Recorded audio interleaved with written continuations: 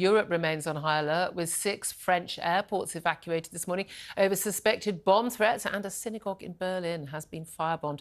This, as the chief of MI5 has warned that the terror threat could spread to the UK. All in all, not a happy day for anybody. Joining me right now is military and defence analyst Colonel Simon Diggins, and he joins us on the line. A good afternoon to you, Simon. Good afternoon, Julia. Thank you very much indeed for joining us. I wish again it was under happier circumstances. These claims and counterclaims that we've had from, well, almost immediately, actually, within minutes of the strike of the bomb explosion at the hospital in Gaza, immediately there were claims that this was an Israeli attack that was condemned by the Palestinian authorities, by other Arab leaders as well. The Israelis said, first of all, they needed to, they didn't think it was theirs, but they wanted to look at it. This morning, there was this press conference, as Brendan was just discussing, where we had an IDF spokesman producing evidence, video evidence, that suggesting that they believe this was actually a misfired rocket barrage by the Palestinian Islamic Jihad group aimed at Israel, but it had misfired. They produced a transcript of a conversation they believe they'd intercepted of this group discussing a misfired rocket. The evidence that other rockets had actually been fired in the direction of the hospital. And they say this, basically, it wasn't us. Are you convinced by the explanation they provided so far, or do we need to have independent verification of this?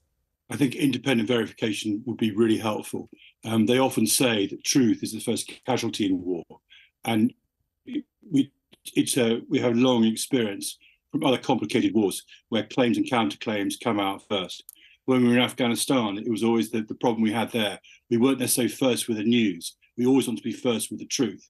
And I think that's the key thing to try and get out of this. What it does tell you, though, is the sheer horror and danger of conducting operations in this kind of built-up environment. So whether it turns out in the end to have been a misfired rocket from Islamic Jihad or a poorly targeted missile from Israel, we need to find out the absolute truth on this. Well, indeed. It's very interesting that our Foreign Secretary, James Cleverly, in a statement to the House of Commons just after Prime Minister's questions, has basically said, the government is not giving a view yet. They want to see the evidence. We'd need to see, the evidence of the missile, if it was Israeli. We need to see the shrapnel. We'd need to see some of that evidence. Some of that was presented by the IDF, that there wasn't a big crater and that this would be the sort of impact you would see, that the buildings are still standing, suggesting this was actually an explosion in the car park, and that was what had caused this extensive, horrendous, extensive damage.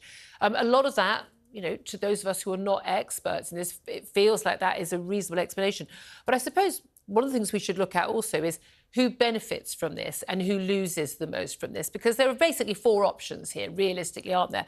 That this was a deliberate attack by the Israeli Defense Forces, that this was an accidental missile strike, they were aiming somewhere else by the IDF, that this was a deliberate attack by the Palestinians, a group of some sort, to make it look like the Israelis had attacked this hospital, or it was this accidental missile that hit.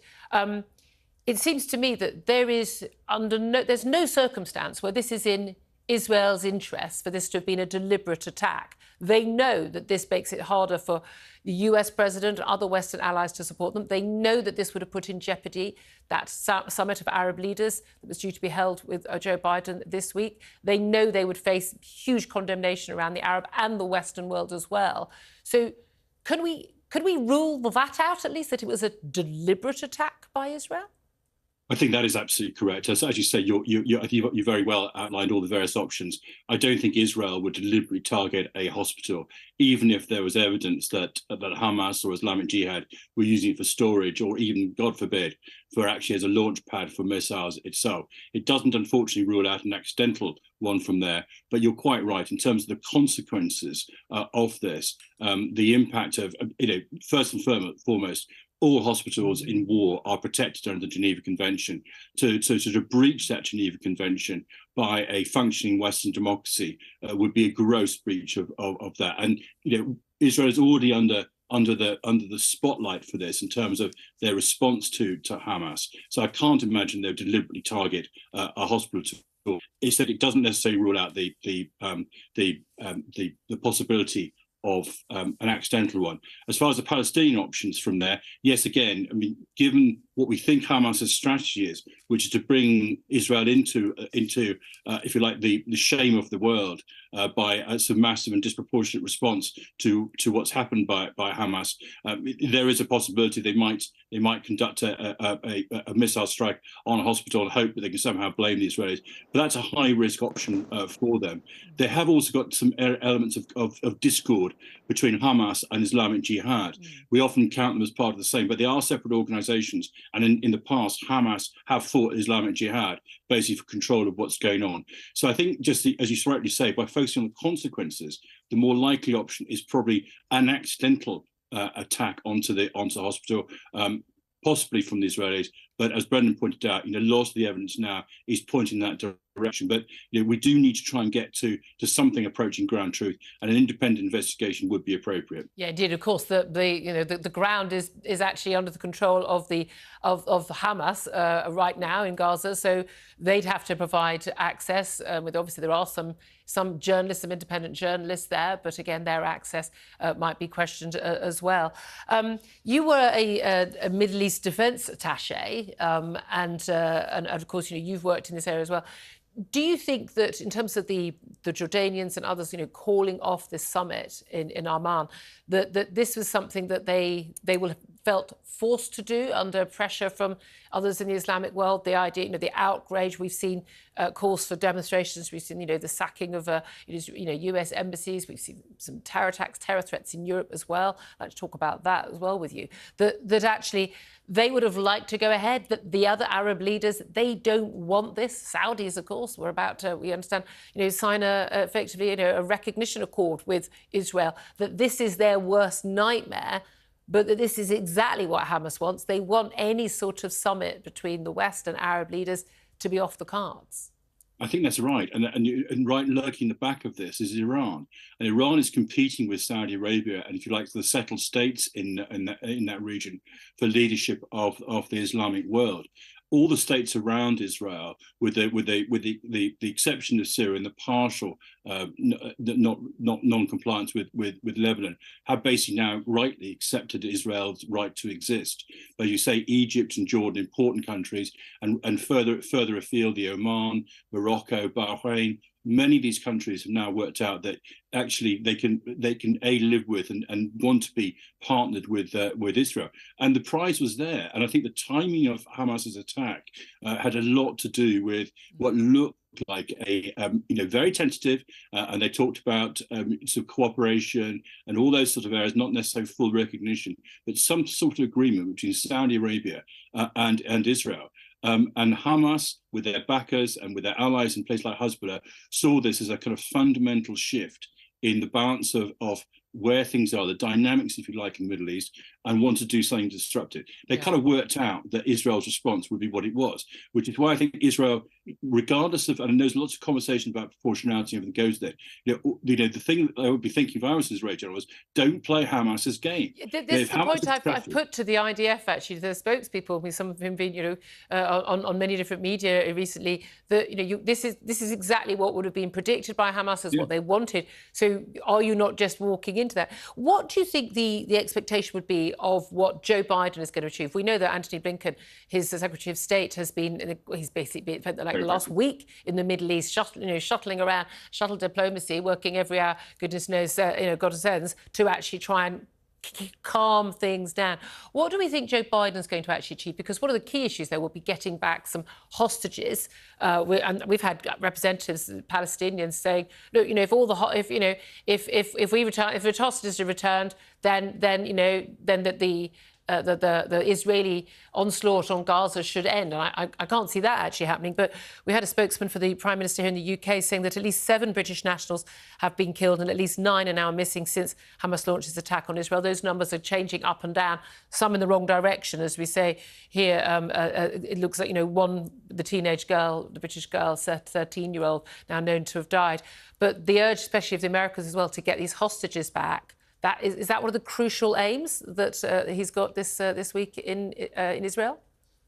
He must, and that's one of the immediate aims. But hostage diplomacy is a notoriously fraught affair, and we saw what happened when when Biden basically handed over £6 billion via Qatar to the Iranians. It distorts things. If I would say that what he should be doing with the Israelis is actually saying to them, think about the long term. What is it we're trying to get out of this? Where do we want to be when all this is over?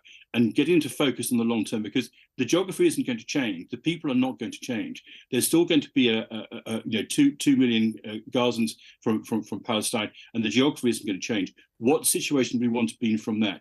Everyone sensible agrees that Hamas must be destroyed, but nobody thinks that the price of destroying the Palestinian people is worth that. So somewhere between those two sort of extremes, there's got to be a way forward from that, and some kind of focus on where's the long term, what are we trying to do, I think is really important. And I would say that's part of the role of the US, rightly guaranteeing Israel's security, rightly ensuring that no external powers will interfere with what they're going to do. But I think also, as we should be, so critical friends saying to also, where do we want to be when this finishes? Are we just simply going to create another cycle of violence and counter-violence, which creates another Hamas and a Black Sabbath day like October the 7th? We really don't want that. And the optics, of course, are worse now, without Joe Biden meeting with Arab leaders, meeting only with the Israeli Prime Minister, Benjamin Netanyahu.